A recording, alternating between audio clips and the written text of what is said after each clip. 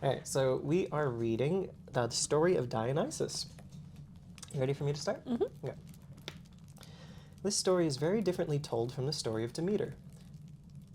Also, again, disclaimer, I'm going to pronounce things very badly. Dionysus was the last god to enter Olympus. Homer did not admit him. Damn, Simpsons was getting tough. There are no early sources for his story except a few brief allusions in Hesiod in the 8th or 9th century. A last Homeric hymn, perhaps even as late as the 4th century, gives the only account of the pirate's ship, and the fate of Pentheus is the subject of the last play of Euripides, in the 5th century the most modern of all Greek poets. Thebes was Dionysus's own city where he was born, the son of Zeus and the Theban princess Semele. He was the only god whose parents were not both divine. Ooh, let's go, mixed rep. At Thebes alone do mortal women bear immortal gods. Semele was the most unfortunate woman of all those who Zeus fell in love with, and in her case, too, the reason was Hera. Zeus was madly in love with her and told her that anything she asked of him he would do. God, dude, I feel like, sorry, quick disclaimer, I feel like 60% of Greek myths start with, oh yeah, Zeus fell in love with like a goat or like a human or like a mermaid, and then this started a whole bunch of drama. Is that just water? Want tea? Sure, yeah, I'll grab some later. There's like powder flakes. Oh, no, that's just the, some of the tea spilled out when I was pouring into the little duck. Oh. Gritty. He swore it by the river Styx, the oath which not even he himself could break.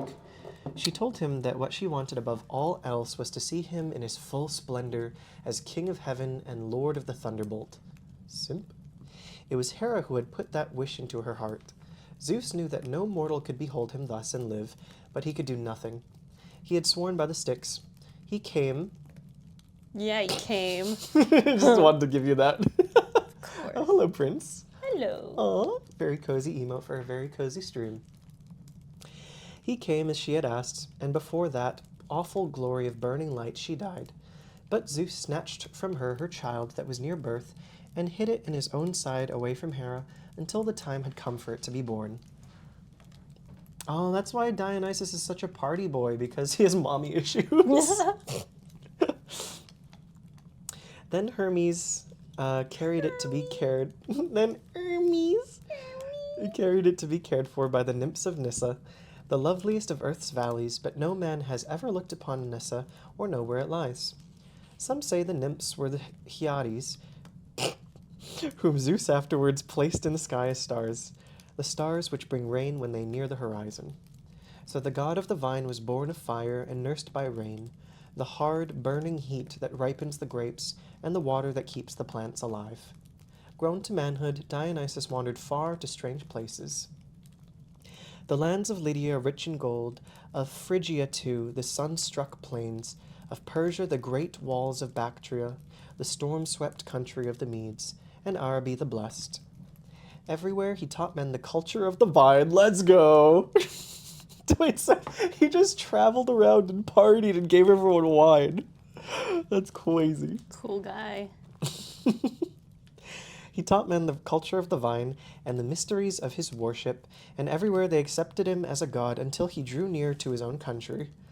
I mean, yeah, I'm gonna be honest, if I was like a peasant just kind of farming like potatoes and wheat and stuff, and then some dude showed up and he was like the most beautiful man I'd ever seen, and he just brought a bunch of wine with him, and he was like, y'all, let's just have a good time. I'd worship him. I think I'd worship him. What do you think? Yeah, sounds about right. One day, over the sea near Greece, a pirate ship came sailing. On a great headland by the shore, they saw a beautiful youth.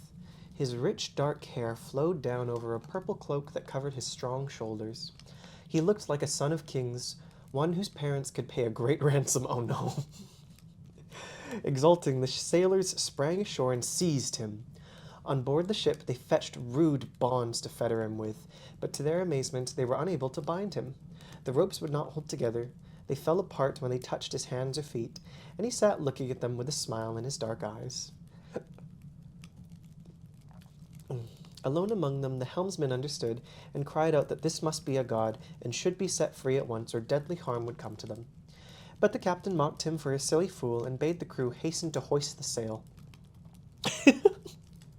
Bro, this captain. So, okay, he sees like a beautiful, like, like an effervescent man, and then they try and tie him up, and mysteriously the ropes just keep unroping themselves, and he's like, it's probably fine. Oh, what a this is like a video game NPC. When there's like a stealth mission in a video game, and then like someone hears gunshots and they wander over and they're like, "Oh, what's this?" And then you're like hiding for 5 seconds and like, "Oh, that gunshot must have been the wind." That's this captain. Like, they're fine. It's okay. Okay. The wind filled it, and the men drew taut to the sheets, but the ship did not move. Then wonder upon wonder happened. Fragrant wine ran in streams down the deck. A vine with many clusters spread out over the sail. A dark green ivy plant twined around the mast like a garland, with flowers in it, and lovely fruits. Terror-stricken. Okay, so like this beautiful Victoria's Secret smelling wine, or like lush smelling wine comes falling down. A vine with a bunch of flowers and lovely fruits come up, and then terror-stricken, the pirates start shaking. Oh my god, free booze! Oh, I'm shivering in my boots. Oh no, an effeminate man! Ah! Oh no. Okay, for real talk though, pirates must have been so gay constantly, right? Yeah, you're surrounded by like men around you. There's like, that's it. Yeah, and like, I mean, you're at sea for like months at a time. Like, no one to crank your hog with. Like, Okay, percentage-wise, what percentage of pirates do you think tried gay sex? at least half. Isn't that where matey came from? Wait, Like the what? term matey. M-A-T-E-Y? Yeah, I think it's short for what was it? How do you pronounce this? Matey, because you mate with them? Yeah, matey likely also derives from matelot, matelot, making a sort of cousin word to matelotage. It's believed that matelotage began as a strictly economic partnership. So I think like pirates would like, I don't know, share their wealth and stuff for like benefits or something like that. So they would like get, I think, okay, Oh, sorry, I'm gonna turn the mic down a little. my understanding of how this economic relationship would work is that they would like get like gay married for benefits. So they were mateys. They were just gay. Same thing with cowboys. Yeah. Okay. Sloppy worm gets it. Yeah, in both of those situations too, I mean, it's like a cold, punishing environment, right? Yeah, and like So yeah, not even like just the emotional isolation. it's like you're alone. You just need the warmth of someone's hand, and you're like, you know what? No one better than your fellow cowboys or pirates. You know what, too? On like long voyages, they probably wouldn't be able to like keep the lights on after a certain hour at night. And so, I mean, if it's dark, I mean, a hole's a hole.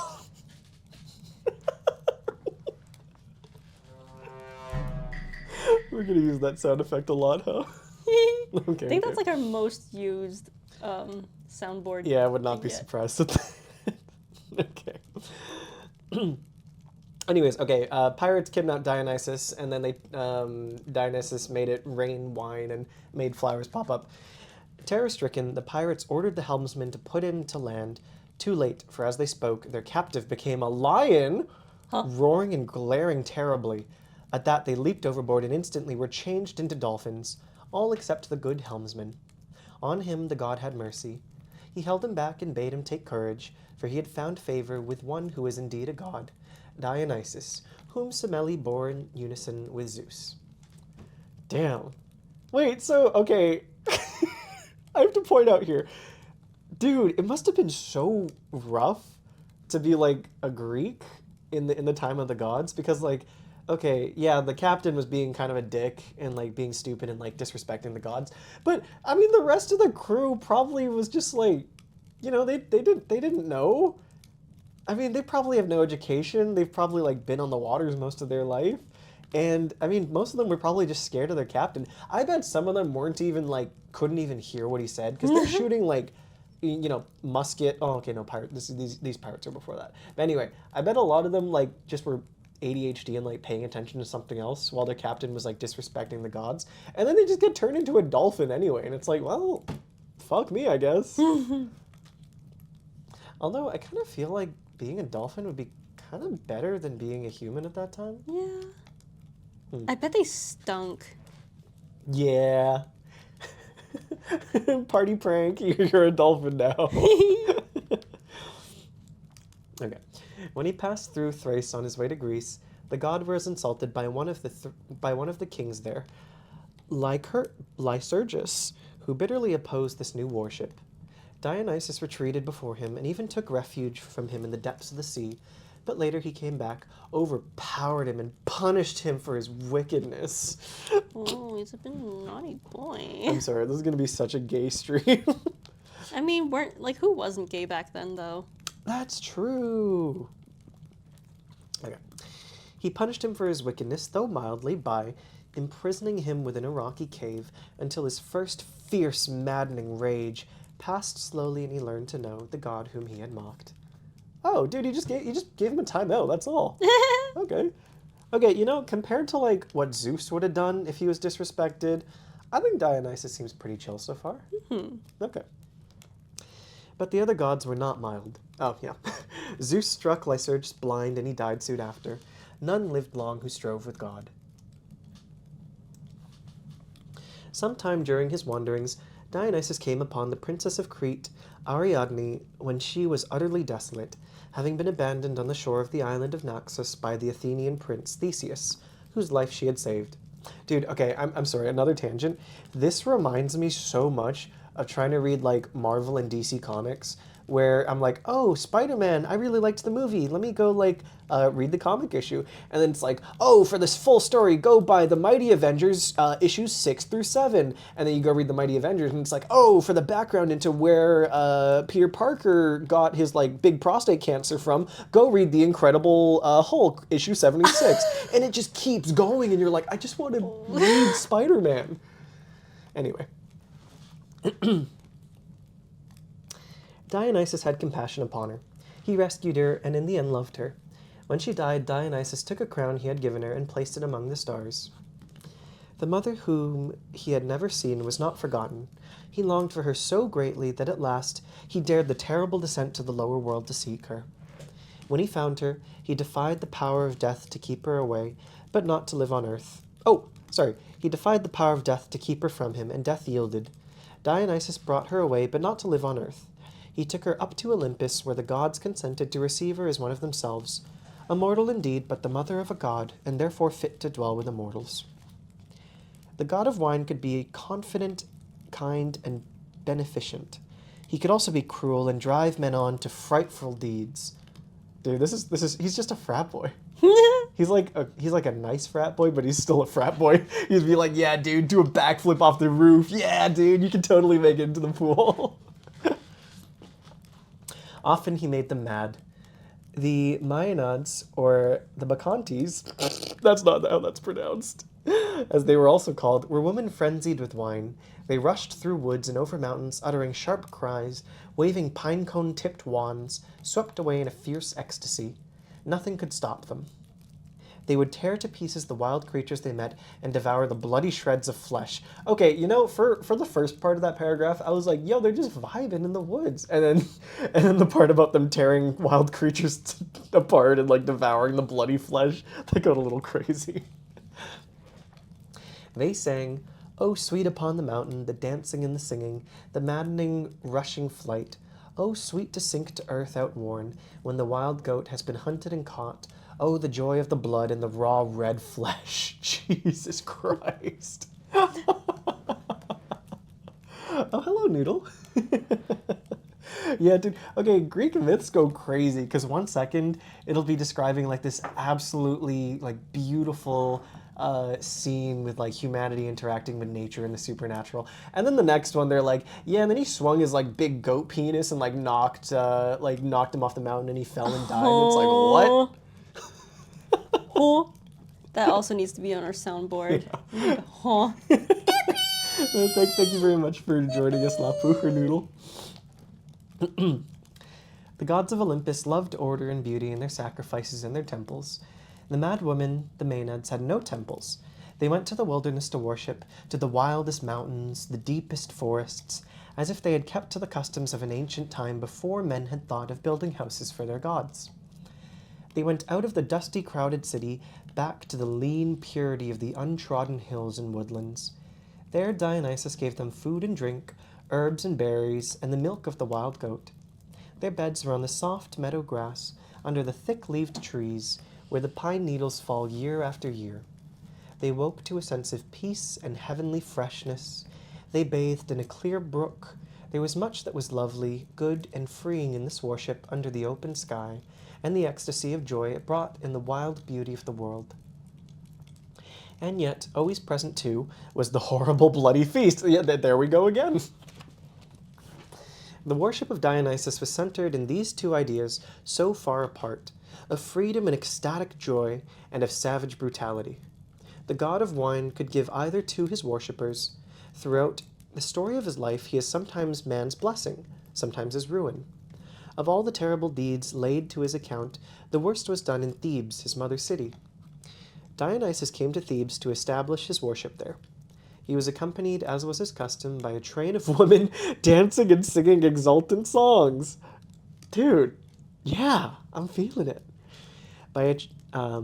Wearing fawn skins over their robes, waving ivy-wreathed wands.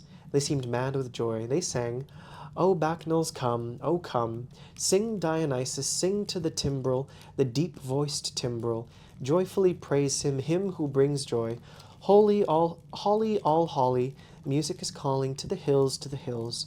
Fly, O Bacchanal, swift of foot, on, O joyful be fleet." Pentheus, the king of Thebes, was the son of Semele's sister, but he had no idea that the leader of this band of exciting, strange-acting women was his own cousin. Oh, shit!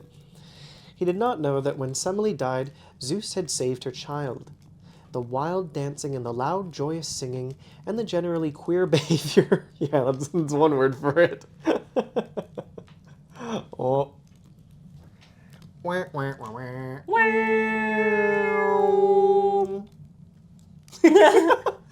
I love Prince. Prince is like, "Grr, grr." Little girl. No graphic designers allowed in this chat. There can only be one, and it's me. And it's me. Chill time. Get your own Garfic Naturals on shopgotchafrog.com.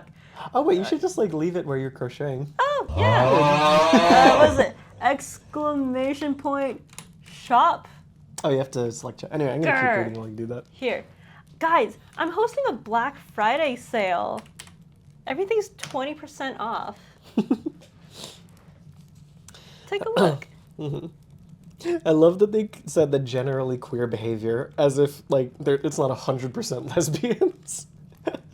Do they mean like queers and gay or like queers and like odd? I think they meant odd here. But I mean, it's kind of a double entendre. Yeah, everyone's fruity as hell.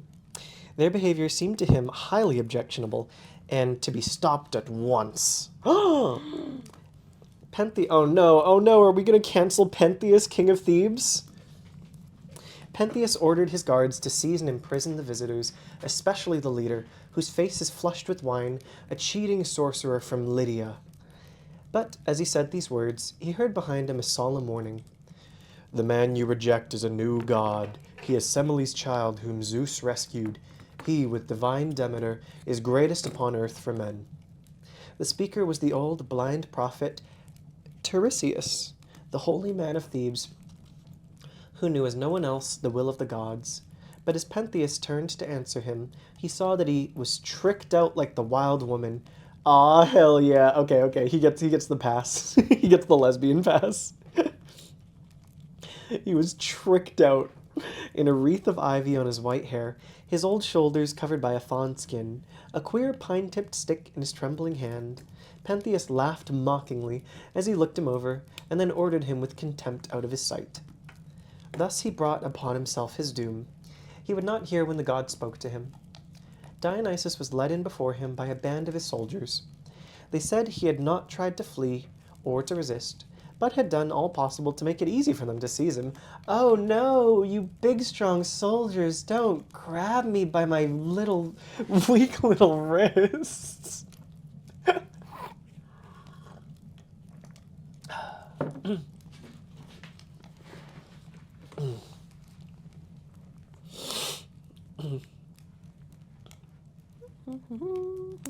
He made it easy for them to seize and bring him until they felt ashamed and told them they were acting under orders not of their own free will. They declared, too, that the maidens they had imprisoned had all escaped to the mountains. The fetters would not keep fastened, the doors unbarred themselves. This man, they said, has come to Thebes with many wonders. Pentheus by now was blind to everything except his anger and his scorn. He spoke roughly to Dionysus, who answered him with entire gentleness, seeming to try and reach his real self, to open his eyes to see that he was face to face with divinity. He warned him that he could not keep him in prison, for God will set me free. "God?" Pentheus asked jeeringly. "Yes," Dionysus answered. "He is here and sees my suffering." "Not where my eyes can see him," Pentheus said. "He is where I am," answered Dionysus. "You cannot see him, for you are not pure."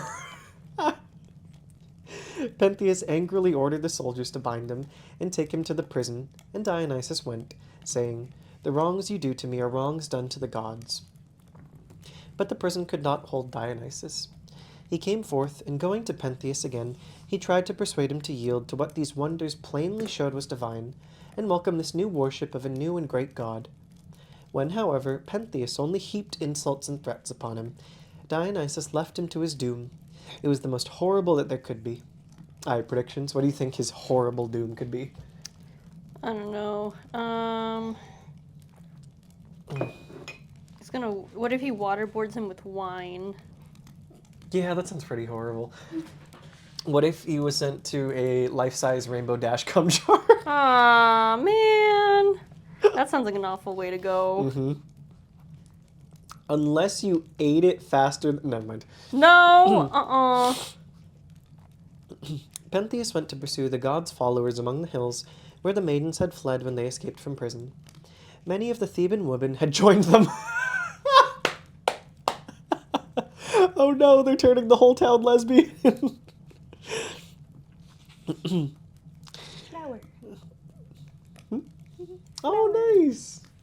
So we have one done. I'm going to work on the next one. Kind of looks like hot dog octopus. Pentheus's mother and his sisters were there, and there Dionysus showed himself in his most terrible aspect. He made them all mad. The women thought Pentheus a beast, a wild beast, a mountain lion, and they rushed to destroy him, his mother first. As they fell upon him, he knew at last that he had fought against a god, and must pay with his life. They tore him limb from limb, and then, only then, the god restored their senses, and his mother saw what she had done. Looking at her in her agony, the maidens, all sobered now, the dancing over and the singing, and the wild wand waving, said to one another, "In strange ways hard to know gods come to men. Many a thing past hope they had fulfilled, and what was looked for went another way. A path we never thought to tread God found for us. So has this come to pass." Yeah, I'd say that's a pretty bad way to go. He made everyone you loved crazy and then made them tear you apart. Good. Jesus Christ. The ideas about Dionysus in these various stories seem at first sight contradictory.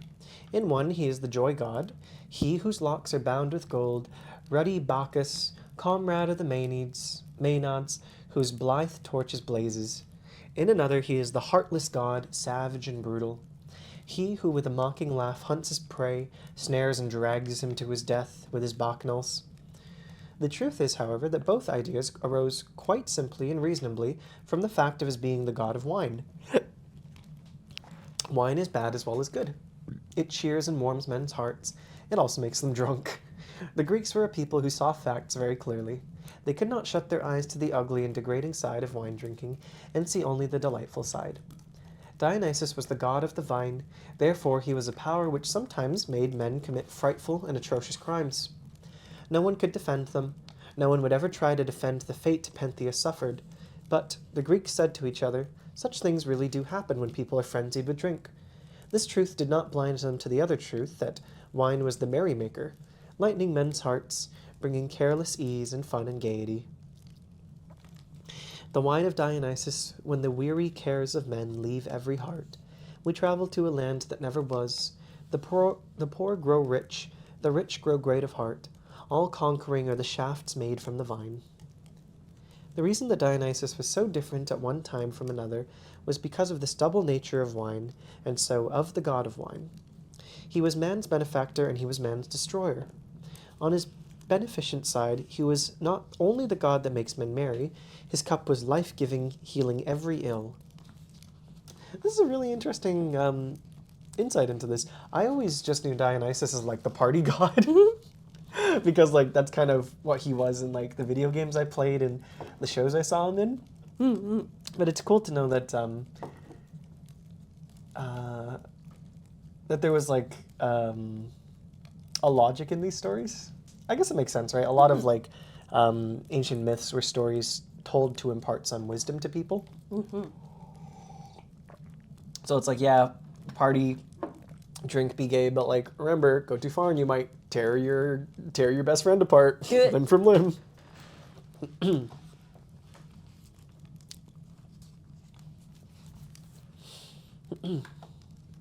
Under his influence, courage was quickened and fear banished, at any rate for the moment. He uplifted his worshippers, he made them feel that they could do what they thought they could not. All this happy freedom and confidence passed away, of course, as they either grew sober or got drunk. But while it lasted, it was like being possessed by a power greater than themselves. So people felt about Dionysus as about no other god. He was not only outside of them, he was within them.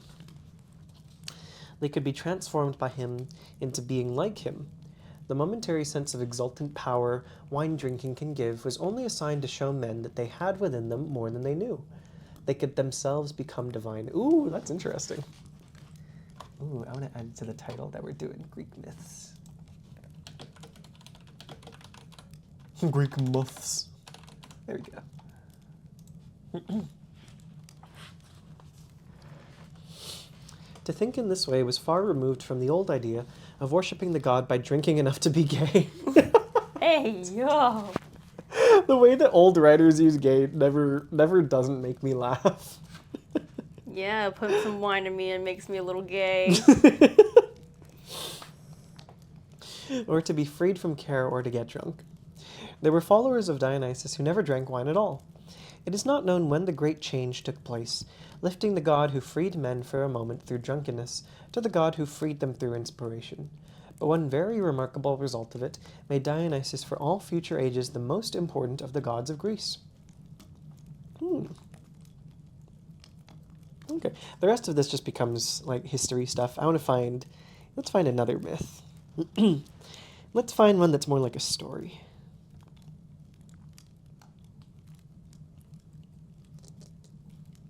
Okay, if anyone wants to follow along, step 1 is a magic ring with 6 single crochets around.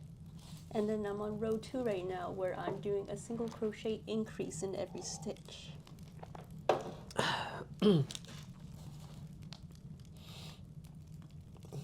Ooh, do you want to hear 8 brief tales of lovers? Sure. Okay. Okay, this one is about Pyramus and Thisbe. Thebes? Thisbe? Thisbe. Thisbe? I'm going to call her Thisbe. Wow, Thisbe, gay as hell. Mm-hmm. This story is found only in Ovid. It is quite characteristic of him at his best. Well told, several rhetorical monologues, a little essay on love, by the way. Once upon a time, the deep red berries of the mulberry tree were white as snow. The changing color came about strangely and sadly. The death of 2 young lovers was the cause. Pyramus and Thisbe, he the most beautiful youth, and she the loveliest maiden of all the East, lived in Babylon, the city of Queen Semiramis, in houses so close together that one wall was common to both. Growing up thus, side by side, they learned to love each other. They longed to marry, but their parents forbade. Love, however, cannot be forbidden. The more that flame is covered up, the hotter it burns. Also, love will always find a way. It was impossible that these two, whose hearts were on fire, should be kept apart. In the wall both houses shared, there was a little chink. No one before had noticed it, but there is nothing a lover does not notice. Our two young people discovered it, and through it they were able to whisper sweetly back and forth. Okay, imagine you're a parent, okay? And, you finish dinner time, you're maybe doing, like, some crocheting, let's say. Your kid goes and just lies down on the wall and just, like, just has his, like, mouth and ear against it for, like, 2 hours. Listen, if we shared a wall next to each other, and this is, like, back then, and there was a hole in the wall, you know what I do? What? I take a sharp tool of some sort, maybe like a hammer, and then I would make the hole, like, big enough, like this big. Okay. And? I put my penis through it. Okay. Don't tell me you wouldn't do that. Like, come on. Like, what are people doing back then? Yeah, that's a good point. There's a hole in the wall. You have a penis, and there's a hole in the wall. On the other side is your lover. There we go. It'd be a shame to not make the hole bigger and to put your penis through it. Okay. Thisbe on one side, Pyramus on the other. The hateful wall that separated them had become their means of reaching each other. But for you, we could touch, kiss, they would say. But at least you let us speak together. You give a passage for loving words to reach loving ears. We are not ungrateful. So they would talk, and as night came on and they must part, each would press on the wall kisses that could not go through to the lips on the other side. Oh. Every morning when the dawn had put out the stars and the sun's rays had dried the hoarfrost on the grass, excuse me, You're excused. they would steal to the crack, and standing there, now utter words of burning love, and now lament their hard fate, but always in softest whispers. Finally a day came when they could endure no longer. They decided that very night they would try to slip away and steal out through the city into the open country, where at last they could be together in freedom. They agreed to meet at a well-known place, the Tomb of Ninus. Fuck me. Damn. So you're going out for, a romantic meeting with your lover and then off to your new life. And the place you choose is the Tomb of Ninus. That's crazy. Listen, if I knew that the gods were like a real thing, and as such, so were like the threads of fate and destiny and all that stuff, I don't know if I would go to the Tomb of Ninus for my romantic getaway. Like, couldn't you just go to, like, I don't know, the Rose Flower Garden? Or maybe like a temple of Aphrodite or something? Damn. Crazy. Okay, under a tree there, a tall mulberry full of snow-white berries, near which a cool spring bubbled up. The plan pleased them, and it seemed that to them the day would never end. At last the sun sank into the sea and night arose. In the darkness Thisbe crept out and made her way in all secrecy to the tomb. Pyramus had not come. Still she waited for him, her love making her bold. But of a sudden she saw by the light of the moon a lioness. The fierce beast had made a kill. Her jaws were bloody, and she was coming to slake her thirst in the spring. She was still far away for Thisbe to escape, but as she fled she dropped her cloak. The lioness came upon it on her way back to her lair, and she mouthed it and tore it before disappearing into the woods. This is what Pyramus saw when he appeared a few minutes later. Before him lay the blood-stained shreds of the cloak, and clear in the dust were the tracks of the lioness. The conclusion was inevitable. He never doubted that he knew all. Thisbe was dead. He had let his love, a tender maiden, come alone to a place full of danger, and not been there first to protect her. "It is I who killed you," he said. He lifted up... Dude, Okay, this is like the same thing as Romeo and Juliet, right? If they just waited like a few minutes. Crazy. He lifted up from the trampled dust what was left of the cloak, and kissing it again and again carried it to the mulberry tree. Now he said, "You shall drink my blood too." No! No! He drew his sword and plunged it into his side. The blood spurted up over the berries and dyed them a dark red. Thisbe, although terrified of the lioness, was still more afraid to fail her lover. She ventured to go back to the tree of the tryst. The mulberry with the shining white fruit. She could not find it. A tree was there, but not one gleam of white was on the branches. As she stared at it, something moved on the ground beneath. She started back, shuddering, but in a moment, peering through the shadows, she saw what was there. It was Pyramus, bathed in blood and dying. She flew to him and threw her arms around him. She kissed his cold lips and begged him to look at her, to speak to her. "It is I, your Thisbe, your dearest," she cried to him. At the sound of her name, he opened his heavy eyes for one look, then death closed them. She saw his sword had fallen from his hand, and beside it her cloak stained and torn. She understood all. "Your own hand killed you," she said, "and your love for me. I too can be brave. I too can love. Only death would have had the power to separate us." I mean, apparently a fucking brick wall worked pretty well too. Well, hi, Bit. Thanks Hello. for popping in. Hello, Bitgear. Oh yeah, crap! It's like 3:30 a.m. your time. Damn! Yeah, we started a bit late today because we were doing some like holiday shopping. Good night. Good night. Thanks for popping in to say hi. Hope you have a lovely weekend.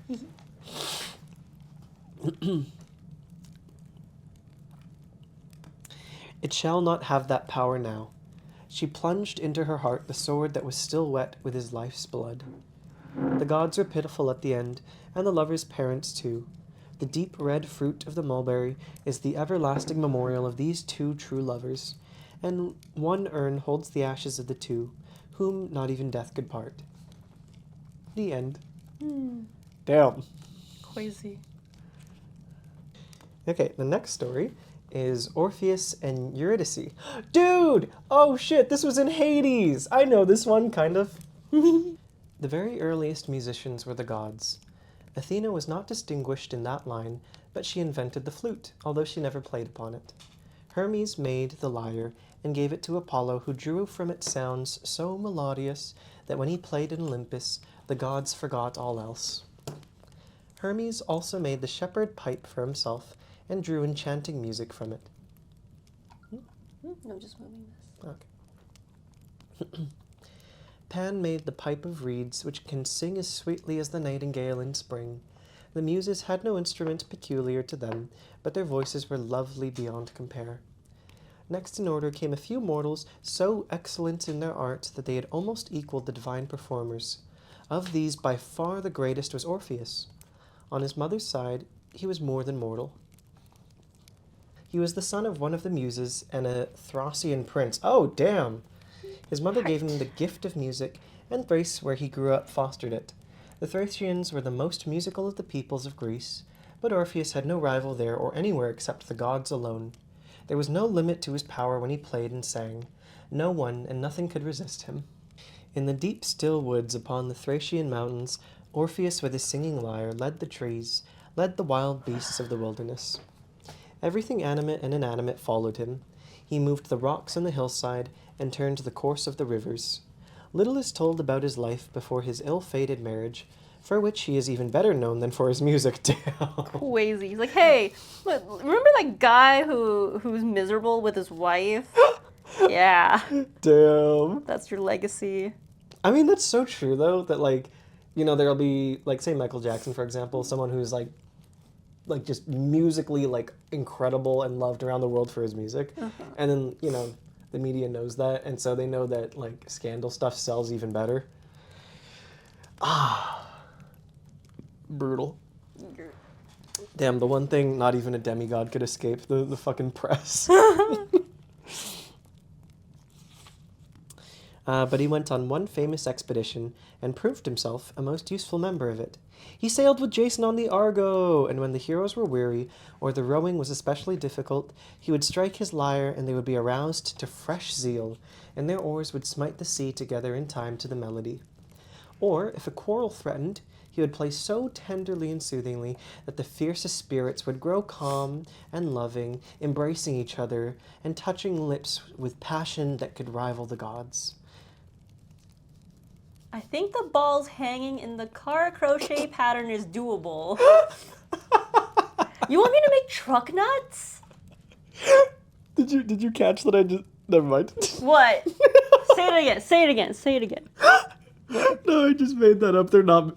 he didn't make them make out on the Argo. Grr, I thought it was... I mean, like, I wasn't phased. I just thought, like, okay, that's normal, right?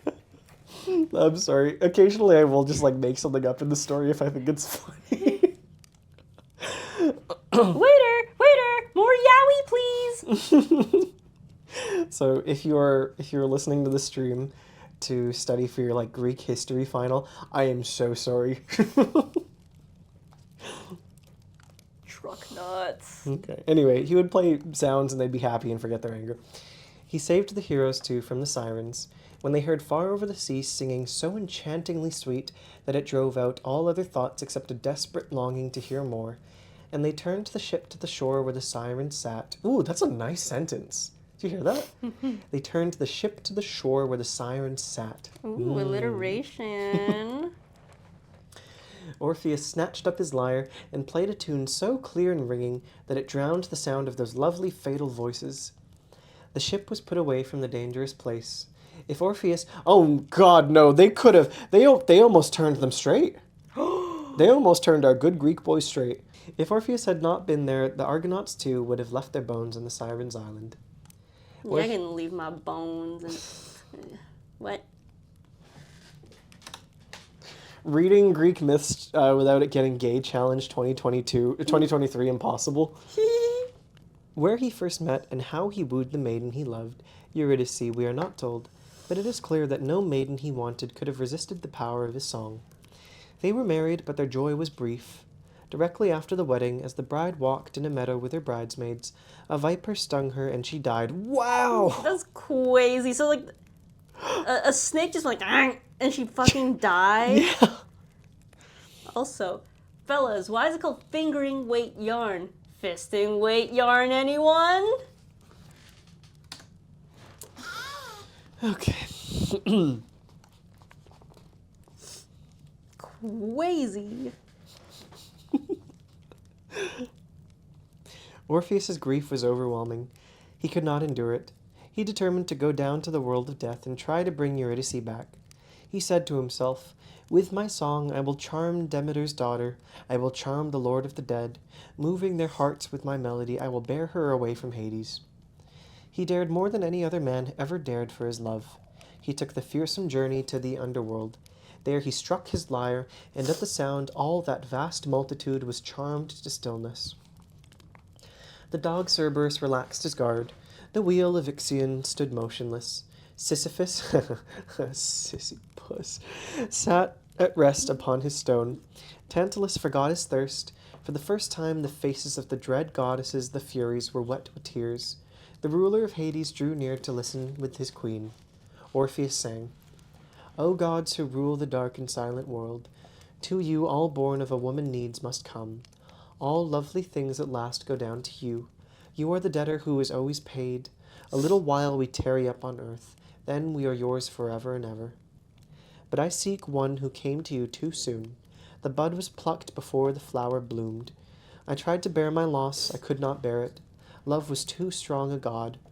O king, you know, if that old tale men tell is true, how once the flowers saw the taking of Proserpine, then weave again for sweet Eurydice life's pattern that was taken from the loom.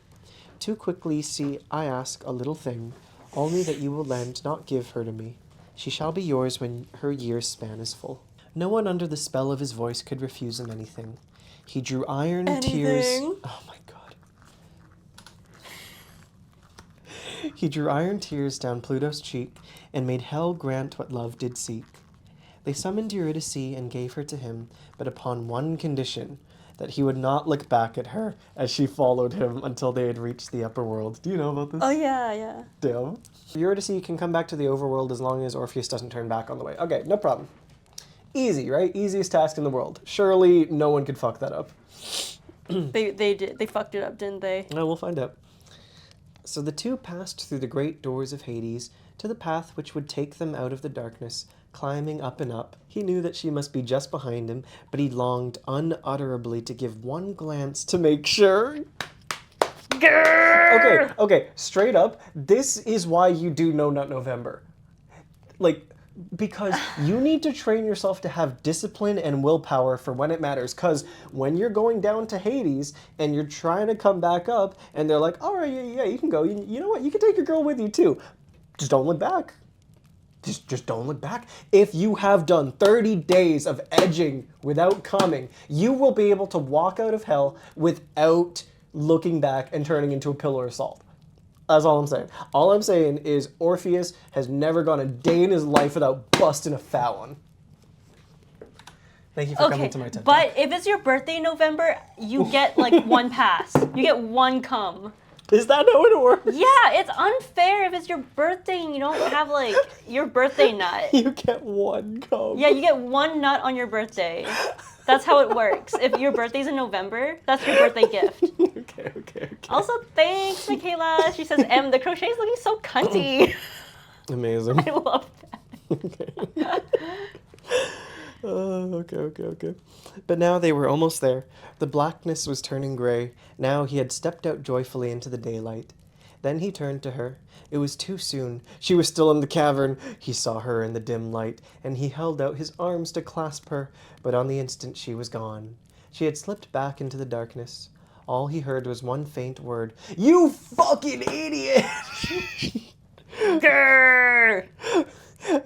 Sorry, let me rewrite this. She had slipped back into the darkness.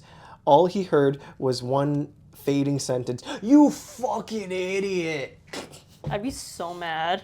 Could you imagine if you were like, you literally die on your wedding day, and you're like, wow, that was super unfair, guess I'm in hell now. And then, I come down and I'm like, hey, let's get out of here. And we get out of there. And then I fuck it up at like literally the last second. Grrr. And it's not even like the gods were like tempting me. Like they literally said like, go, just don't look back, dog. It's just like, that's it. It's not like they were like It's not even that hard. entrancing him or... He didn't even have to like hold his nut for a whole month. Desperately he tried to rush after her and follow her down, but he was not allowed. The gods would not consent to his entering the world of the dead a second time while he was still alive. He was forced to return to the earth alone, in utter desolation. Then he forsook the company of men. He wandered through the wild solitudes of Thrace, comfortless except for his lyre, playing, always playing, and the rocks and the rivers and the trees heard him gladly, his only companions. But at last, a band of Maenads came upon him. They were as frenzied as those who killed Pentheus so horribly. They slew the gentle musician, tearing him limb from limb, and flung the severed head. Dude, again, the Greek myths, like 1 second you're like, oh, he was so sad and he was playing his beautiful lyre and like the, nature was wrapping around him. And the next second he gets friggin' torn limb from... What is with Greek myths and tearing people limb from limb? Maybe they have like a vor kink or something. Maybe. Because like they've been doing this a lot. Yeah, we've read like 3 myths and this has happened in 2 of them. Okay, they tore him limb from limb and flung the severed hand into the swift river Hebrus. It was borne along past the river's mouth onto the lesbian shore. Yo, it's literally lesbian. Oh, It's from the chat. island of Lesbos. Okay, where is it? Wasn't it? Where is it? All right. Les, and then the next lesbian shore. Yeah. I'm not fucking with you. It's literally lesbian shore. Of course, it's that's where the term lesbian comes from, isn't it? Wait, are you serious? Lesbos. Oh, I'm stupid. Wait, are you being serious? Yes. Like same thing with like Sappho's, like Isle Sappho of Lesbos? or something like that. Oh shit, it's like a real life thing? Yes! Oh it's my real. god. I thought it was just a funny name. Okay, anyway. Nor had it suffered any change from the sea when the Muses found it and buried it in the sanctuary of the island. His limbs they gathered and placed in a tomb at the foot of Mount Olympus, and there to this day the nightingales sing more sweetly than anywhere else. Bro, that's literally the end of the myth. Okay, so next we are reading the story of Daphne. Daphne was another of those independent, love and marriage-hating young huntresses. Yeah! Shout out to all my lesbians out there. Is she a lesbian? No. I have no clue. Ah. She was briefly a hunter of Artemis, though. Let's So go. she was a lesbian. She is said to have been Apollo's first love. It is not strange that she fled from him. One unfortunate maiden after another, beloved of the gods, had to kill her child secretly or be killed herself. What the fuck? This is a thing? Sure is. The ocean nymphs who visited Prometheus on the crag in the Caucasus spoke Cock. only... Caucasus spoke only the most ordinary common sense when they said to him, Come in. "Oh my god." May you never, oh never behold me, sharing the couch of a god. May none of the dwellers in heaven draw near to me ever. Such love as the high gods know, from whose eyes none can hide. May that never be mine.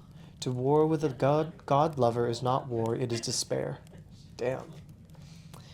Daphne would have agreed completely, but indeed she did not want any mortal lovers either. Her father, the river god Peneus, was greatly tried because she refused all the handsome and eligible young men who wooed her. He would scold her gently and lament, "Am I never to have a grandson? Oh Oh. Oh, it's just like your average Asian parents when you like turn like when you enter your mid-20s to late 20s. no!" Damn, this must be so raw for like the people who are having Thanksgiving family dinners this week. When are you having kids? When are you giving your kid a sibling? Go- Rah! Shut up! My bloodline ends here. But when she threw her arms around him and coaxed, "Father, dearest, let me be like Diana," he would yield, and she would be off to the deep woods, blissful in her freedom. But at last Apollo saw her, and everything ended for her. Oh no! She was hunting, her dress short to the knee, her arms bare, her hair in wild disarray. Nevertheless, she was enchantingly beautiful. Apollo thought, what would she not look like, properly dressed, and with her hair nicely arranged? Oh no! Dude, Apollo literally wants her to do that thing where like she puts her hair down, she takes her glasses off. Although he kind of wants her to do the opposite in this case. The idea made the fire that was devouring his heart blaze up even more fiercely, and he started off in pursuit. Daphne fled, and she was an excellent runner. Even Apollo for a few minutes was hard put to it to overtake her. Still, of course, he soon gained. As he ran, he sent his voice ahead of him, entreating her, persuading her, reassuring her. Grrr.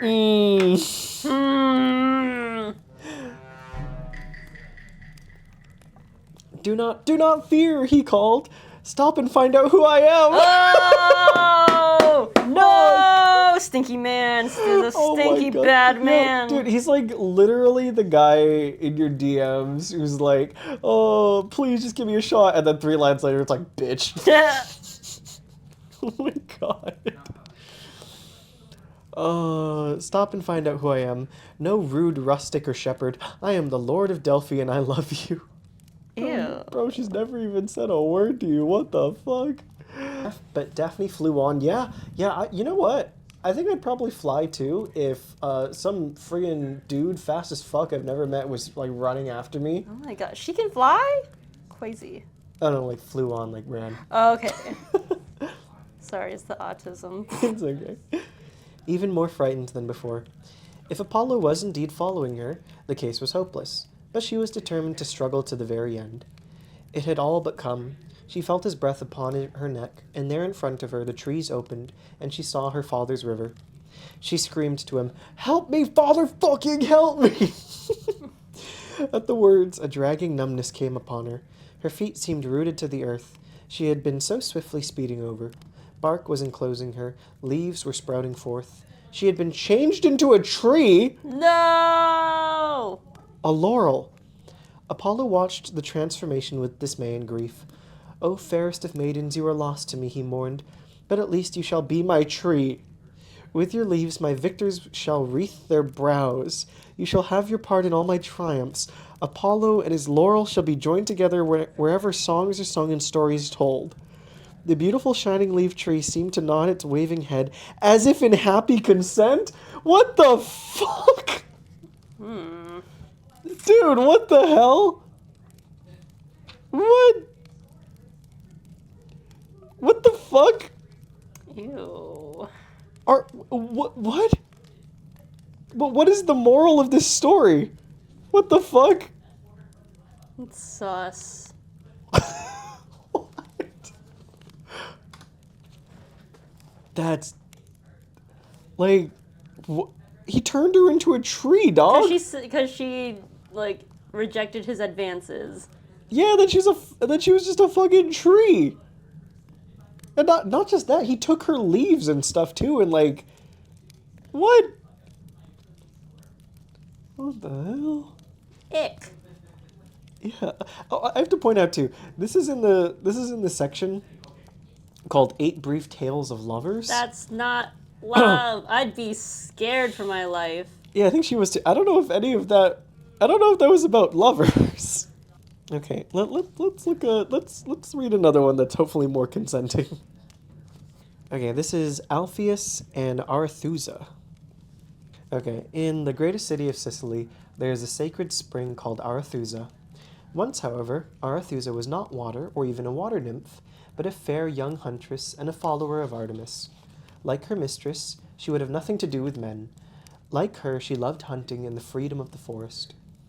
One day, tired and hot from the chase, she came upon a crystal-clear river deeply shaded by silvery willows. No more delightful a place for a bath could be imagined. Arethusa undressed and slipped into the cool, delicious water. For a while she swam idly to and fro in utter peace. Then she seemed to feel something stir in the depths beneath her. Frightened, she sprang to the bank, and as she did so she heard a voice. Why such haste, fairest maiden?" Is that what it actually says? Yeah. Ew. Without looking back, she fled away from the stream to the woods and ran with all the speed her fear gave her. She was hotly pursued, and by one What the hell is this? Grr. 2 stories in a row? She was hotly pursued, and by one stronger, if not swifter than she. The unknown called her to stop. He told her he was the god of the river. Fuck.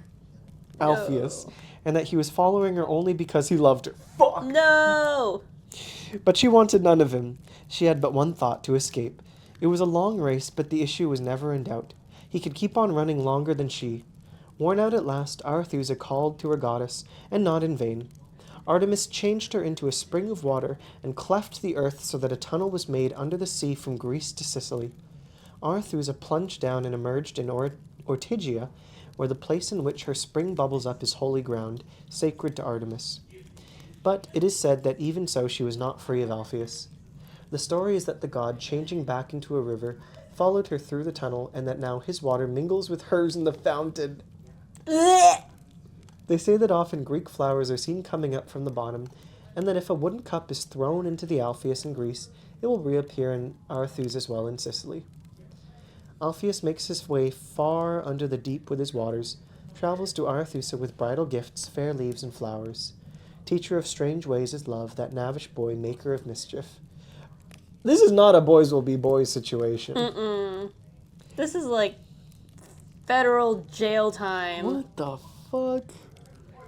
Dude, why are the Greek myths so fucked up about love? You know what? Let's read something else. Let's read The Quest of the Golden Fleece. Okay.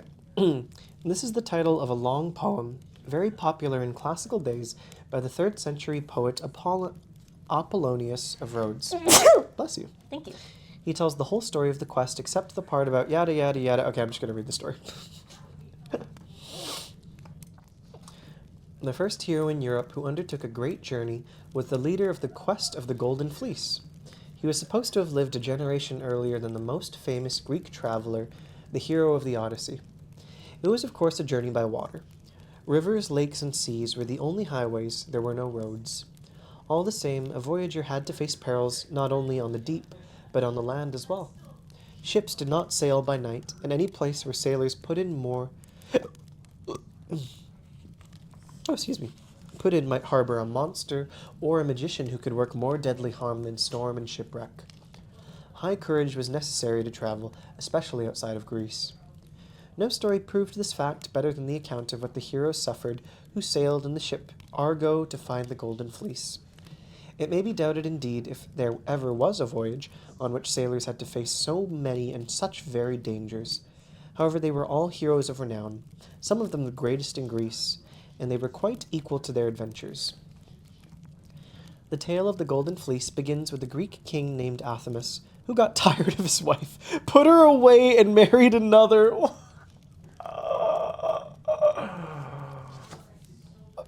Okay, you know what? I'm making another YouTube video after this, and it's gonna be reading Greek myths, but the video ends if it gets misogynistic. Bro. He just put her away. He just opened a drawer and then put her away. It's like the that Toy Story screen cap. It's like, I don't want to play with you anymore. Oh, the Toy Story one? Yeah. Oh, man. Wow, okay. Anyway, he married another princess, you know. Nephele, the first wife, was afraid for her 2 children, especially the boy Phrixus. She thought the second wife would try to kill him so that her own son could inherit the kingdom, and she was right. The second wife came from a great family. Her father was Cadmus, the excellent king of Thebes.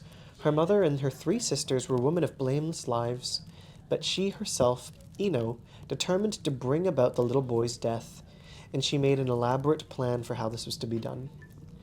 Somehow she got possession of all the seed corn and parched it before the men went out for the sowing, so that of course there was no harvest at all. When the king sent a man to ask the oracle what he should do in this fearful distress, she persuaded, or more probably bribed the messenger, to say that the oracle had declared the corn would not grow again unless they offered up the young prince as a sacrifice. Wow! The people, threatened with starvation, forced the king to yield and permit the boy's death. To the later Greeks, the idea of such a sacrifice was as horrible as it is to us, and when it played a part in a story, they almost always changed it to something less shocking.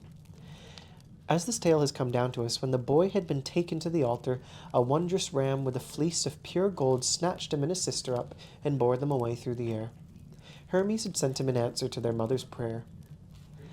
While they were crossing the strait which separates Europe and Asia, the girl, whose name was Helle, slipped and fell into the water. She was drowned, and the strait was named for her, the Sea of Helle, the Hellespont. The boy came safely to land, to the country of Colchis on the unfriendly sea, the Black Sea, which had not yet become friendly. The Colchians were a fierce people. Nevertheless, they were kind to Phrixus, and their king, Aedes, let him marry one of his daughters. It seems odd that Phrixus sacrificed to Zeus the ram that had saved him, in gratitude for having been saved, but he did so, and he gave the precious golden fleece to King Aedes. Phrixus had an uncle who was by rights a king in Greece, but had had his kingdom taken away from him by his nephew, a man named Peleus. The king's young son Jason, the rightful heir to the kingdom, had been sent secretly away to a place of safety, and when he was grown he came boldly back to claim the kingdom from his wicked cousin. The usurper Peleus had been told by an oracle that he would die at the hands of kinsmen, and that he should beware of anyone whom he saw shod with only a single sandal. In due time such a man came to the town. One foot was bare, although in all other ways he was well clad, a garment fitting close to his splendid limbs, and around his shoulders a leopard's skin to turn the showers. He had not shorn the bright locks of his hair, they ran rippling down his back. He went straight into the town and entered the marketplace fearlessly, at the time when the multitude filled it. None knew him, but one and another wondered at him and said, "Can he be Apollo, or Aphrodite's lord? Not one of Poseidon's bold sons, for they are dead." So they questioned each other, but Peleus came in hot haste at the tidings, and when he saw the single sandal he was afraid. He hid his terror in his heart, however, and addressed the stranger. What country is your fatherland? No hateful and defiling lies, I beg you. Tell me the truth. With gentle words the other answered, I have come to my home to recover the ancient honor of my house. This land no longer ruled aright, which Zeus gave to my father. I am your cousin, and they call me by the name of Jason. You and I must rule ourselves by the law of right, not appeal to brazen swords or spears. Keep all the wealth you have taken, the flocks and the tawny herds of cattle in the fields, but the sovereign scepter and the throne released to me, so that no evil quarrel will arise from them. Peleus gave him a soft answer. So shall it be, but one thing must first be done. The dead Phrixus bids us bring back the golden fleece, and thus bring back his spirit to his home. The oracle has spoken, but for me already old age is my companion, while the flower of your youth is only now coming into full bloom. Do you go upon this quest, and I swear with Zeus as witness that I will give up the kingdom and the sovereign rule to you. So he spoke, believing in his heart that no one can make the attempt and come back alive. The idea of the great adventure was delightful to Jason. He agreed and let it be known everywhere that this would be a voyage indeed. The young men of Greece joyfully met the challenge. They came all the best and noblest to join the company. Hercules, the greatest of all heroes, was there. Orpheus, the master musician. Castor with his brother Pollux. Achilles, his father, Peleus, and many another. Hera was helping Jason, and it was she who kindled in each one the desire not to be left behind, nursing a life without peril by his mother's side. But even at the price of death, to drink with his comrades the peerless elixir of valor. They set sail in the ship Argo. Jason took in his hands a golden goblet, and pouring a libation of wine into the sea, called upon Zeus, whose lance is the lightning, to speed them on their way. Great perils lay before them, and some of them paid with their lives for drinking that peerless elixir. They put in first at Lemnos, a strange island where only women lived. They had risen up against the men and had killed them all except one, the old king. His daughter Hypsipyle, a leader among the women, had spared her father and set him afloat on the sea in a hollow chest, which finally carried him to safety. These fierce creatures, however, welcomed the Argonauts and helped them with good gifts of food and wine and garments before they sailed away. Oh, that's nice. Soon after they left Lemnos, the Argonauts lost Hercules from the company. A lad named Hylas, his armor-bearer, very dear to him,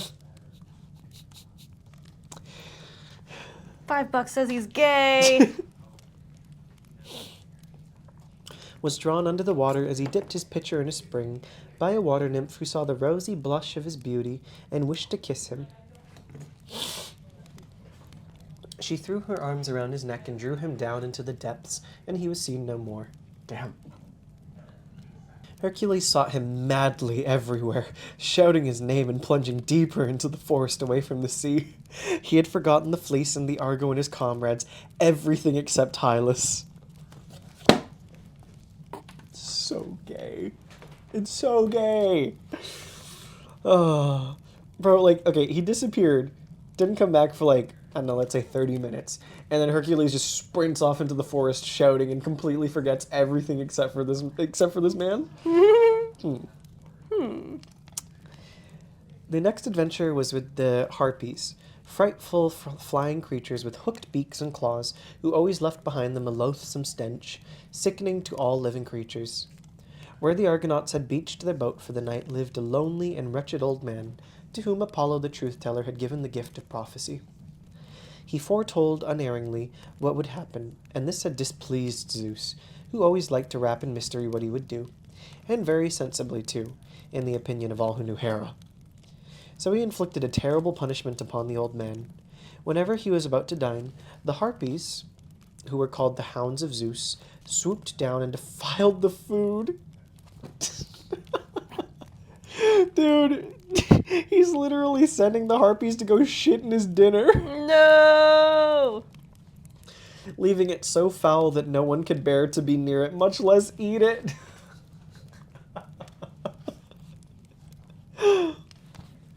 Bro, these gods are petty. They're also, like, quite creative with it, too. Zeus could have literally just, like, sent him a message that was like, hey, stop predicting the future. And I don't know, he probably would have stopped. Instead, he just. You know what? Zeus is like. He's like every boy you dated in high school who didn't know how to communicate. And so they would just like be like, no, I'm not mad. I That's fine. know, right? Why didn't he text I him? know, or at least like just subtweet, dude. He'll get it. Anyway. When the Argonauts saw the poor old creature, his name was Phineas. He was like a lifeless dream, creeping on withered feet, trembling for weakness, and only the skin on his body held his bones together. He welcomed them gladly and begged them to help him. He knew through his gift of prophecy that he could be defended from the Harpies by 2 men alone, who were among the company on the Argo, the sons of Boreas, the great North Wind. All listened to him with pity, and the 2 gave him eagerly their promise to help. While the others set forth food for him, Boreas' sons took their stand beside him with drawn swords. He had hardly put a morsel to his lips when the hateful monsters darted down from the sky, and in a moment had devoured everything and were flying off, leaving the intolerable odor behind them. But the wind-swift sons of the North Wind followed them. They caught up with them and struck at them with their swords. They would assuredly have cut them to pieces if Iris, the rainbow messenger of the gods, gliding down from heaven, had not checked them. They must forbear to kill the hounds of Zeus, she said. But she swore by the waters of the Styx, the oath that none can break, that they would never again trouble Phineas. So the 2 returned gladly and comforted the old man, who, in his joy, sat feasting with the heroes all through the night. Aww. Wow, what a nice story. He gave them wise advice, too, about the dangers before them, in especial about the clashing rocks, the Symplegades that rolled perpetually against one another while the sea boiled up around them. The way to pass between them, he said, was first to make trial with a dove. If she passed through safely, then the chances were that they too would get through. But if the dove were crushed, they must turn back and give up all hope of the golden fleece. The next morning they started, with the dove, of course, and were soon in sight of the great rolling rocks. It seemed impossible that there could be a way between them, but they freed the dove and watched her. She flew through and came out safe. Only the tips of her tail feathers were caught between the rocks as they rolled back together, and those were torn away. The heroes went after her as swiftly as they could. The rocks parted, the rowers put forth all their strength, and they too came through safely. Just in time, however, for as the rocks clashed together again, the extreme end of the stern ornament was shorn off. By so little they escaped destruction. But ever since they passed them, the rocks had been rooted fast to each other and have never any more brought disaster to sailors. Not far from there was the country of the warrior women, the Amazons, the daughters, strangely enough, of that most peace-loving nymph, Sweet Harmony. But their father was Ares, No! the terrible god of war, whose ways they followed and not their mothers. The heroes would gladly have halted and closed in battle with them, and it would not have been a battle without bloodshed, for the Amazons were not gentle foes. But the wind was favorable, and they hurried on. They caught a glimpse of the Caucasus as they sped past, and of Prometheus on his rocks high above them, and they heard the fanning of the eagle's huge wings as it darted down to its bloody feast. They stopped for nothing, and that same day at sunset they reached Colchis, the country of the Golden Fleece. They spent the night facing they knew not what, and feeling that there was no help for them anywhere except in their own valor. Up in Olympus, however, a consultation was being held about them. Hera, troubled at the danger they were in, went to ask Aphrodite's help. The goddess of love was surprised at the visit, for Hera was no friend of hers. Still, when the great queen of Olympus begged for her aid, she was awed and promised to do all she could. Together they planned that Aphrodite's son Cupid should make the daughter of the Colchian king fall in love with Jason. That was an excellent plan for Jason. The maiden, who was named Medea, knew how to work very powerful magic, and could undoubtedly save the Argonauts if she would use her dark knowledge for them. So Aphrodite went to Cupid and told him she would give him a lovely plaything, a ball of shining gold and deep blue enamel, if she would do what he wanted. If he would do what she wanted. She's literally just like, hey, you want a cool little sensory toy? She just gave him like a slime.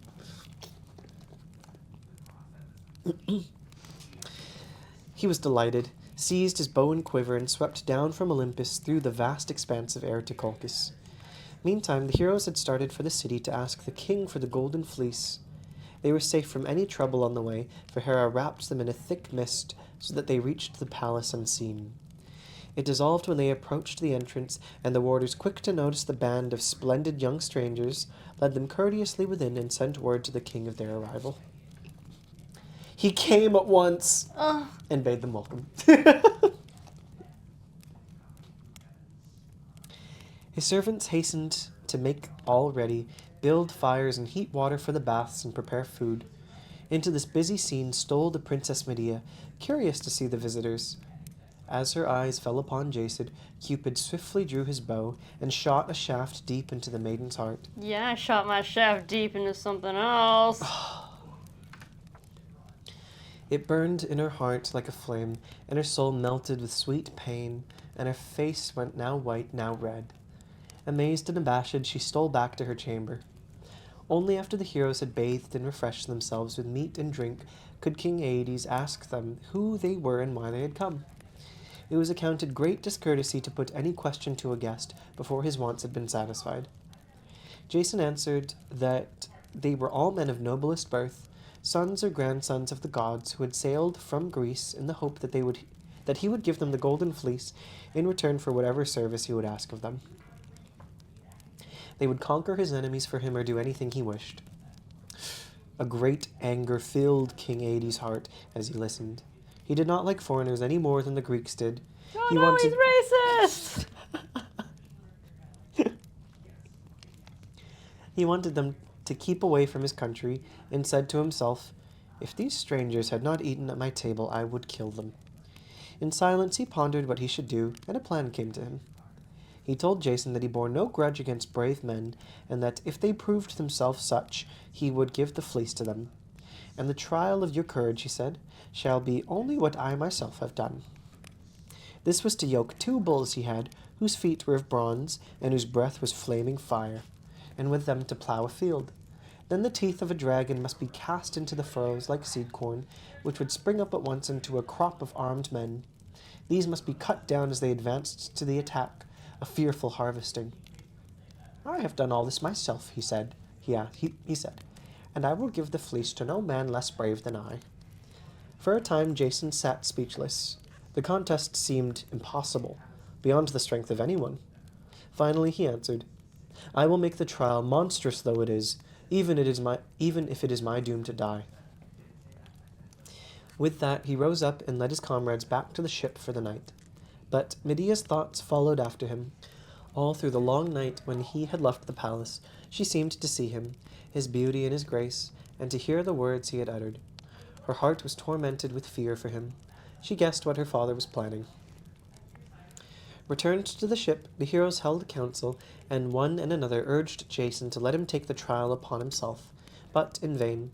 Jason would yield to none of them. As they talked, there came to them one of the king's grandsons, whose life Jason once had saved, and he told them of Medea's magic power. There was nothing she could not do, he said. Check the stars even and the moon. If she were persuaded to help, she could make Jason able to conquer the bulls and the dragon-teeth men. It seemed the only plan that offered any hope, and they urged the prince to go back and try to win Medea over, not knowing that the god of love had already done that. She sat alone in her room, weeping and telling herself she was shamed forever because she cared so much for a stranger that she wanted to yield to a mad passion and go against her father. "Far better die," she said. She took in her hand a casket which held herbs for killing, but as she sat there with it, she thought of life and the delightful things that are in the world, and the sun seemed sweeter than ever before. She put the casket away, and no longer wavering, she determined to use her power for the man she loved. She had a magic ointment which would make him who rubbed it on his body safe for that day. He could not be harmed by anything. Whoop! The plant it was made from sprang up first when Prometheus's blood dripped down upon the earth. She put it in her bosom. Oh! Oh. Okay. Damn. She put it in her bosom and went to find her nephew, the prince whom Jason had helped. She met him as she was looking for her to beg her to do just what she had already decided on. She agreed at once to all he said and sent him to the ship to tell Jason to meet her without delay in a certain place. As soon as he heard the message, Jason started, and as he went, Hera shed radiant grace upon him, so that all who saw him marveled at him. When he reached Medea, it seemed to her as if her heart left her to go to him. A dark mist clouded her eyes, and she had no strength to move. The two stood face to face without a word, as lofty pine trees when the wind is still. Then again, when the wind stirs, they murmur. So these two, also, stirred by the breath of love, were fated to tell out all their tale to each other. He spoke first and implored her to be kind to him.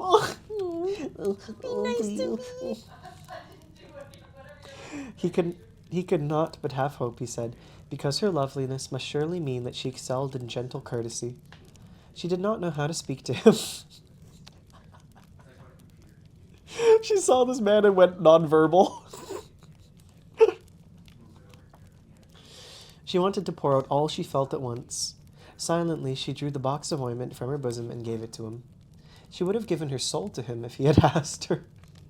12-year-old girls when they saw One Direction for the first time. What's the modern equivalent now? Is it K-pop? Is it BTS? Probably.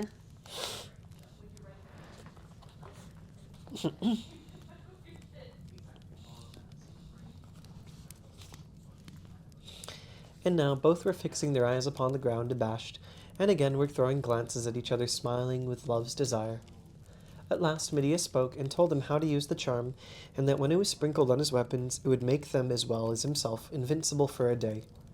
If too many of the dragon-teeth men rushed to attack him, he must throw a stone into their midst, which would make them turn against each other and fight until all were killed? What? Wow. Bro, it's that easy? Oh my god. I must go back to the palace now, she said. But when you are once more safe at home, remember Medea, as I will remember you forever. Oh. He answered passionately, Never by night and never by day will I forget you. If you will come to Greece, you shall be worshipped for what you have done for us, and nothing except death will come between us. They parted, she to the palace to weep over her treachery to her father, he to the ship to send 2 of his comrades for the dragon's teeth. Meantime, he made trial of the ointment, and at the touch of it, a terrible, irresistible power entered into him, and the heroes all exulted. Yet even so, when they reached the field where the king and the Colchians were waiting, and the bulls rushed out from their lair breathing forth flames of fire, terror overcame them. But Jason withstood the fearful creatures as a great rock in the sea withstands the waves. He forced first one and then the other down on its knees and fastened the yoke upon them, while all wondered at his mighty prowess. Over the field he drove them, pressing the plough down firmly and casting the dragon's teeth into the furrows. By the time the ploughing was done, the crop was springing up, men bristling with arms who came rushing to attack him. Jason remembered Medea's words and flung a huge stone into their midst. With that, the warriors turned upon each other and fell beneath their own spears while the furrows ran with blood. So Jason's contest was ended in victory, bitter to King Hades. The king went back to the palace, planning treachery against the heroes, and vowing they should never have the golden fleece. But Hera was working with them. She made Medea, all bewildered with love and misery, determined to fly with Jason. That night she stole out of the house and sped along the dark path to the ship, where they were rejoicing in their good fortune with no thought of evil. She fell on her knees before them and begged them to take her with them. They must get the fleece at once, she told them, and then make all haste away or they would be killed. A terrible serpent guarded the fleece, but she would lull it to sleep so that it would do them no harm. She spoke in anguish, but Jason rejoiced and raised her gently and embraced her, and promised her she would be his own wedded wife when once they returned to Greece. Then, taking her on board, they went where she directed, and reached the sacred grove where the fleece hung. The guardian serpent was very terrible, but Medea approached it fearlessly, and singing a sweet magical song, she charmed it to sleep. Swiftly Jason lifted the golden wonder from the tree it hung on, and hurrying back, they reached the ship as dawn was breaking. The strongest were put at the oars, and they rowed with all their might down the river to the sea. By now, what had happened was known to the king, and he sent his son in pursuit, Medea's brother,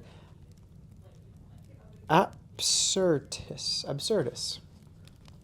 He led an army so great that it seemed impossible for the little band of heroes either to conquer it or to escape. But Medea saved them again, this time by a horrible deed. Oh, she killed her brother! Some say she sent him word that she was longing to go back to her home, and that she had the fleece for him if he would meet her that night at a certain spot.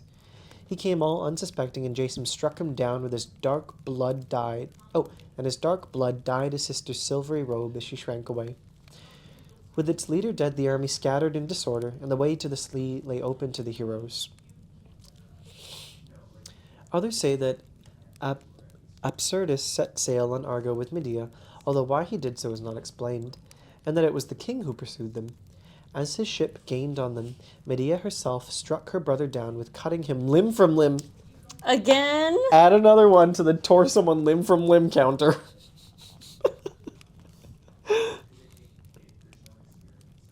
And cast the pieces into the sea.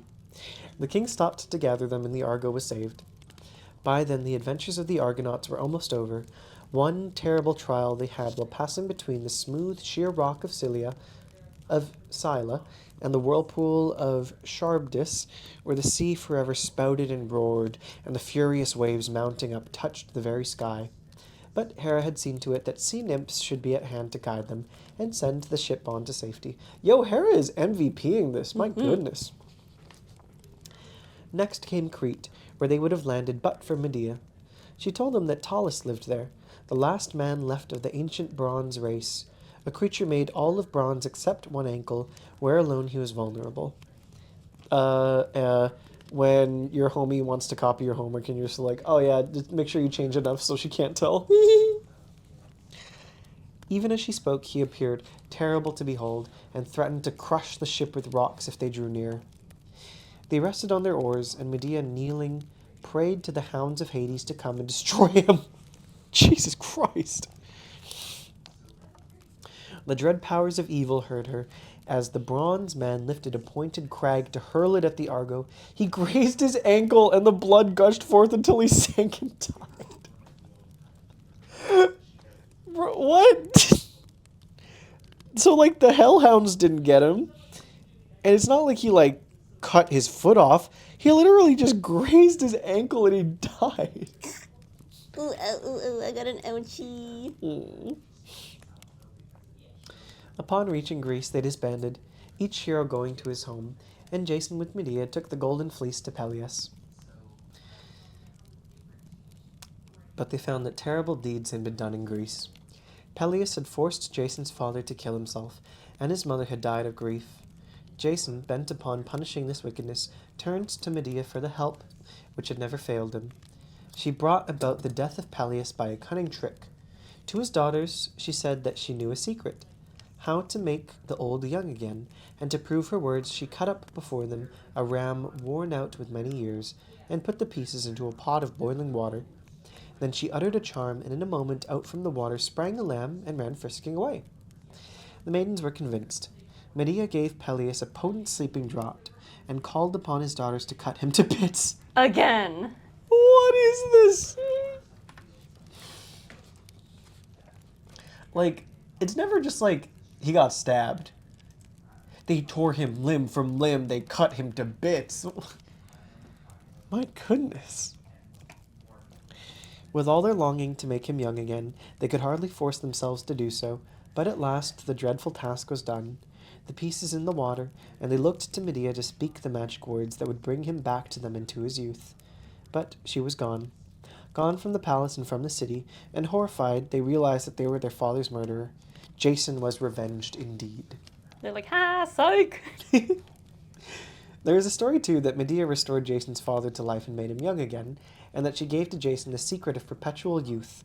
All that she did of evil and of good was done for him alone, and in the end, all the reward she got was that he turned traitor to her. What? What?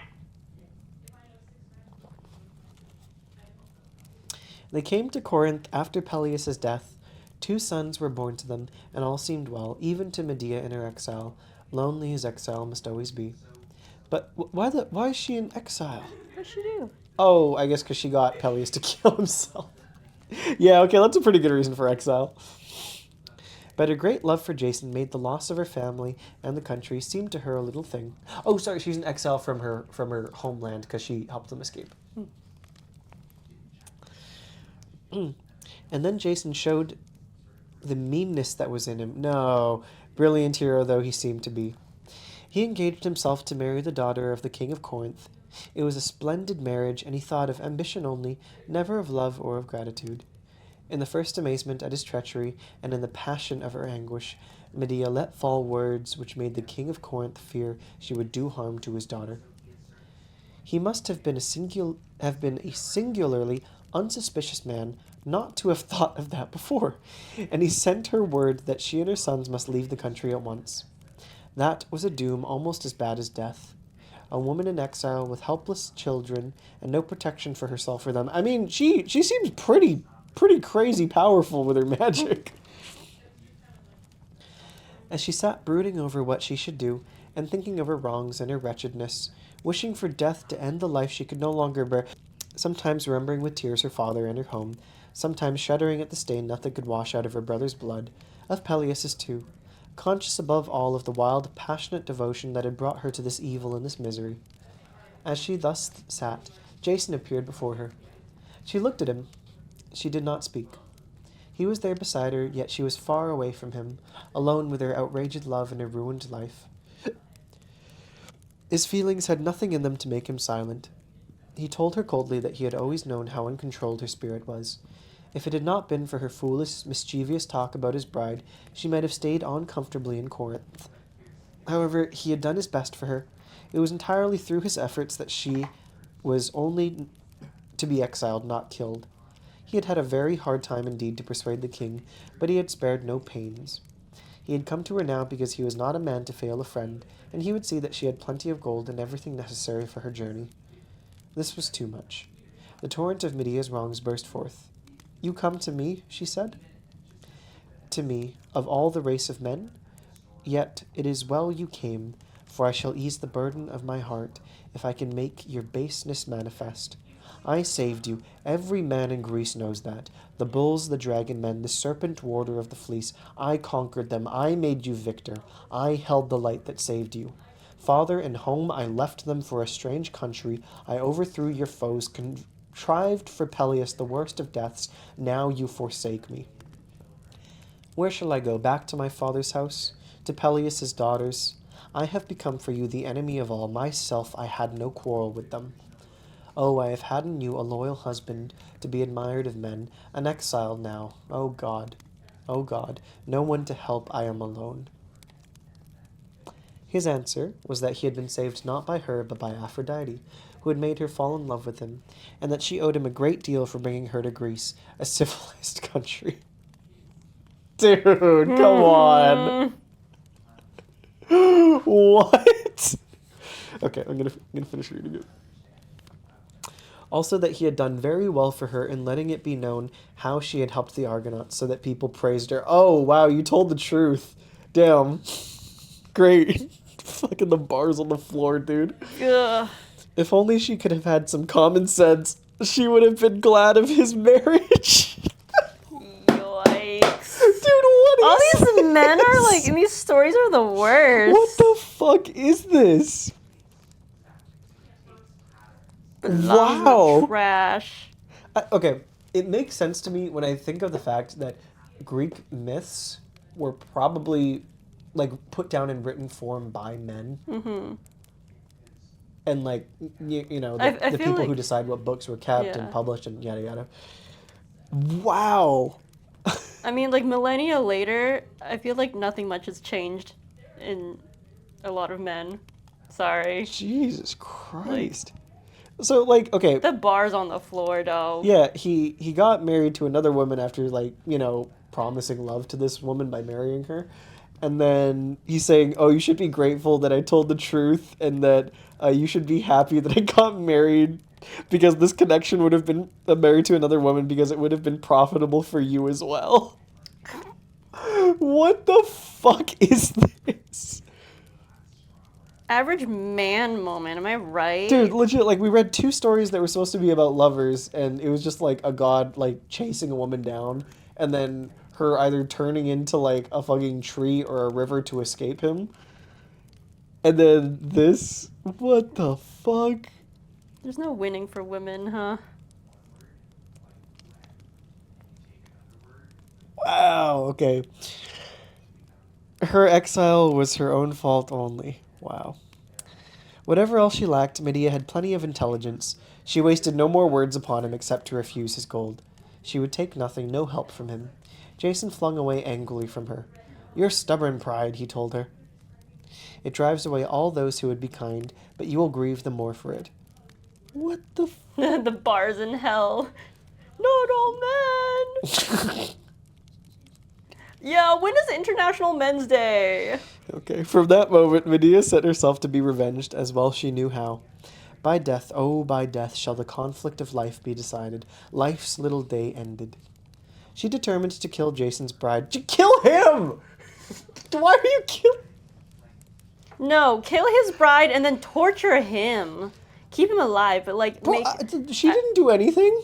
I don't know, for fun. Oh, you know what? Sure, fine. Fuck No, it. I feel like if I was like this mad, I wouldn't kill him like straight away. I feel like death is the easy way out. I would like keep him alive. I would torture him like until he wishes he was dead. Cozy stream, by the way. Yeah. But like I wouldn't let him die. Fellas, why is it impossible to be a man these days? It's so hard being held accountable. But she would not think of what else she saw before her. Her death first, she said. Oh, wait. Okay. She took from a chest a most lovely robe. This she anointed with deadly drugs, and placing it in a casket, she sent her sons with it to the new bride. They must ask her, she told them, to show that she accepted the gift by wearing it at once. The princess received them graciously and agreed, but no sooner had she put it on than a fearful, devouring fire enveloped her. She dropped dead, her very flesh had melted away. When Medea knew the deed was done, she turned her mind to one still more dreadful. There was no protection for her children, no help for them anywhere. A slave's life might be theirs, but nothing more. I will not let them live for strangers to ill use, she thought. To die by other hands more merciless than mine. No, I who gave them life will give them death. I brought you into this world, and I can take you out of it. Oh, now no cowardice, no thought how young they are, how dear they are, how when they first were born. Not that. I will forget they are my sons. One moment, one short moment, then forever sorrow. When Jason came full of fury for what she had done to his bride, and determined to kill her, the 2 boys were dead, and Medea on the roof of the house was stepping into a chariot drawn by dragons. They carried her away through the air out of his sight, as he cursed her, never himself, for what had come to pass. Okay. I have to give the author credit. They do write it as Jason being a fucking idiot who kind of brought this upon himself. Mm-hmm. And they did say earlier that this is like that she discovered the meanness in Jason. So I can't say that this is like the author being misogynistic. I think this is like him writing a misogynistic character in this case. Mm-hmm. Damn, that's crazy though. The end. She killed her kids and rode away on a dragon chariot. Holy crap. Wow. This shit's Holy crazy, moly. dude. Oh my goodness. Damn, we've been reading for almost 2.5 hours. Whoa. Wait, I'm almost done with this. Here. Let me finish this up. Okay. Ta-da! No, Look! was it slash mod? Never mind. Okay, I'll figure this out later. Oh, wow! That's so cute! Damn! Yeah, and it goes on like your bag, or like you can put it on your headphones. Aww. Yeah, this like tightens it, or this can like loosen. That's so cool! Yee. What are you gonna do with it? These are gifts. Thanks for hanging out, y'all. Bye-bye! Yeah, we'll